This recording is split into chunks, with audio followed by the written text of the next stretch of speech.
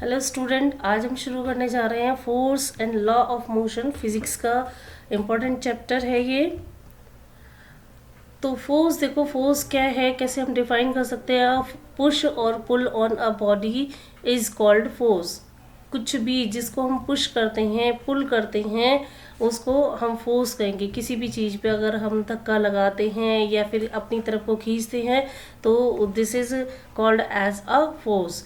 Characteristics of force are the force has both magnitude and directions।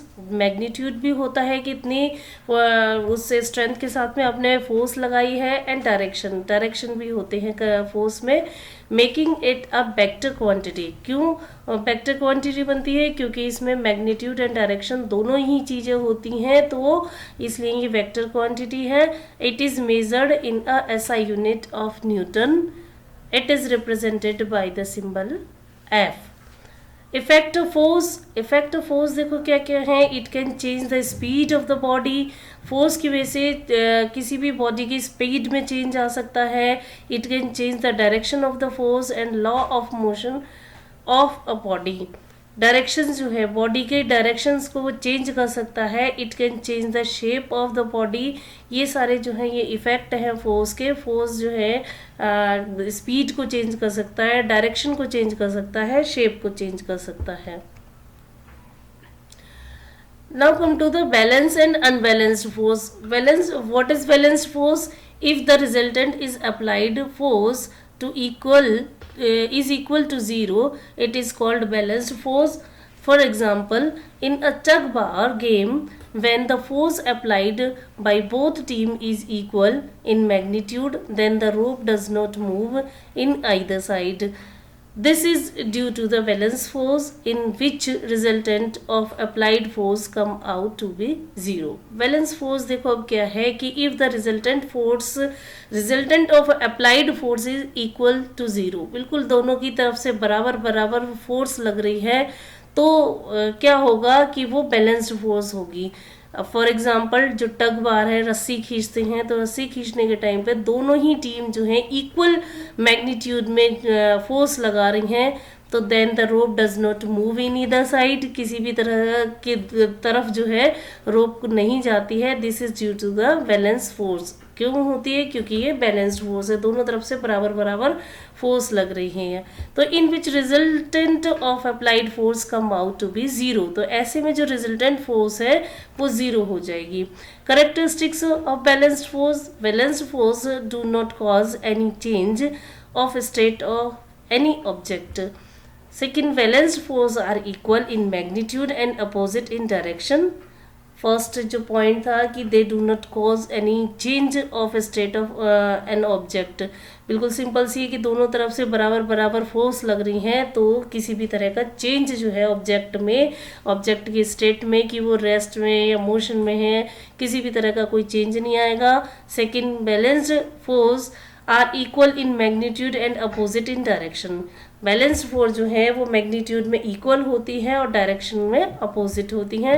Balanced force can change the shape, size and of an object. For example, when we press a balloon from opposite side, the size and shape of a balloon is changed.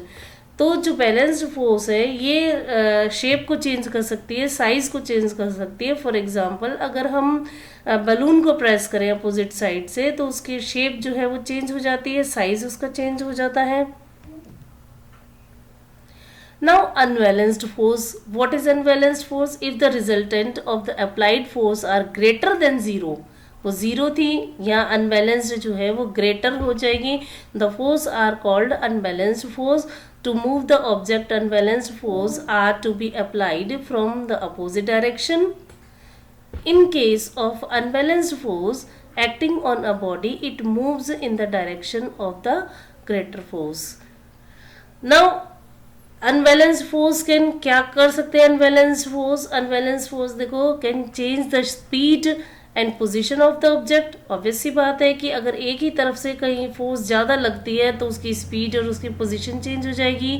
Change the shape and size of the object, उसके shape और size में changes आ सकते हैं।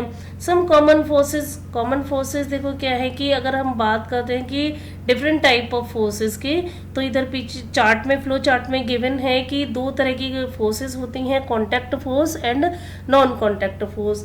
Contact force which can be applied only when it is in the contact with the object. जब तक ये उसमें contact में होगी तभी ये फोर्स अप्लाइड होगी। For example muscular force, friction force.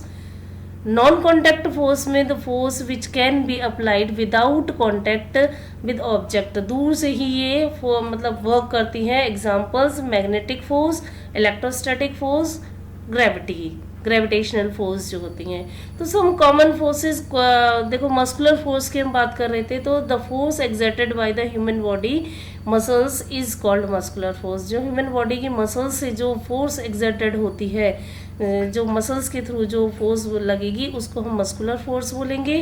Gravitational force क्या होती है कि attraction force applied by the earth on an object in downward direction is called gravitational force. Next frictional force. Frictional force क्या है कि the force which oppose the force and the law of motion of an object while being in contact with the other object is known as frictional force. ये surface पे work करती हैं, दो surface जब होती हैं, जब वो रब होती हैं तो जो फोर्स प्रोड्यूस होती है, this is called the frictional force. Air resistance force which is exerted on object while flying in air is named as air resistance. It act in the direction opposite to the velocity of the object. Now come to the Newton's law of force and law of motions. क्या क्या है laws of motions और Newton's law of force? There are three laws of force. The law of motions, those formed by the Newtons, they are explained below. Newton ने बनाए थे, वो कौन कौन से हैं देखो। First, Newton's first law of motion and laws of motion और लॉ ऑफ इनर्शिया। जो न्यूटन का फर्स्ट लॉ है, फर्स्ट लॉ ऑफ फोर्स जो है, उसको हम लॉ ऑफ मोशन भी बोलते हैं और लॉ ऑफ इनर्शिया भी बोलते हैं। लॉ ऑफ इनर्शिया क्या है? It states that any object will remain in the state of rest। कोई भी ऑब्जेक्ट जो रेस्ट की कंडीशन में है, मूविंग में नहीं है, तो वो रिमेन ही रहेगा in the state of rest और in uniform force and laws of motion along a straight line until it is compelled to change the state by applying external force। ये तब तक ही रेस्ट के स्टेट में रहेगा जब तक कि कोई बाहर से कोई एक्सटर्नल फोर्स जो है इस पर अप्लाई ना की जाए।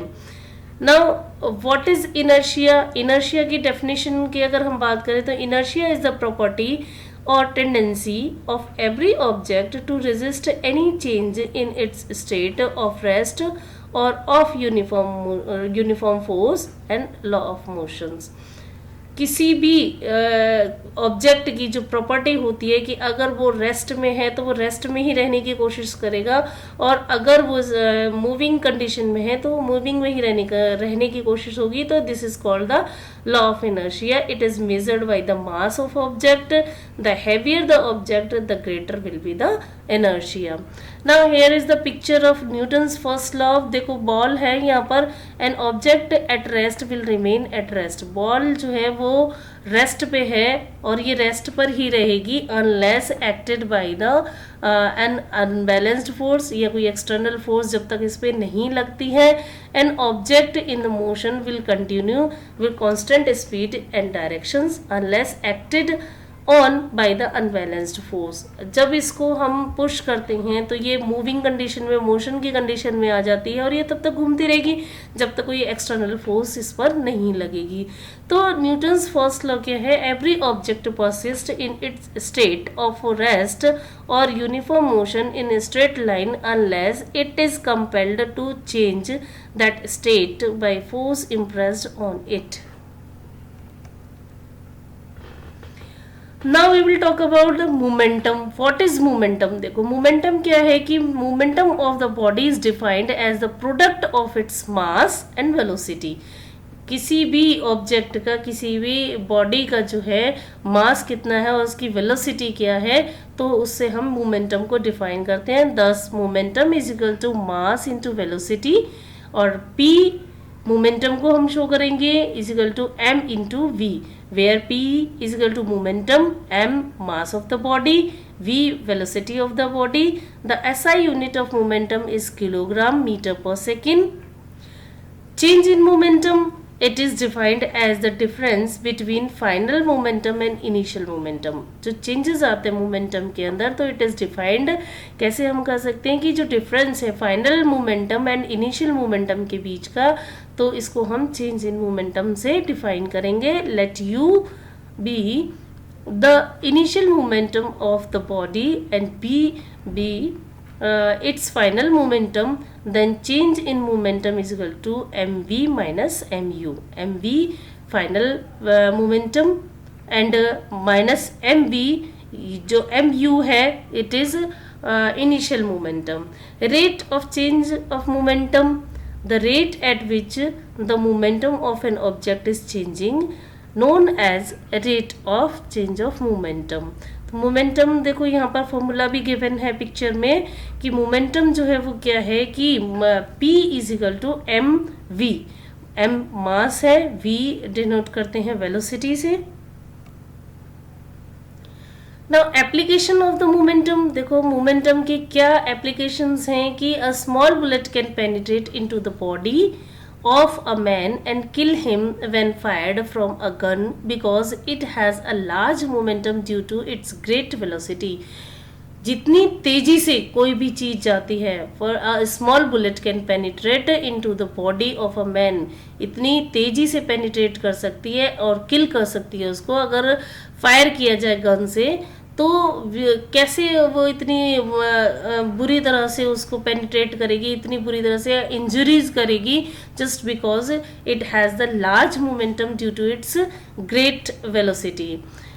सेकेंड एग्जाम्पल है, a person gets severely injured when hit by the fast moving vehicles which is due to the momentum of vehicles due to the large mass and large velocity.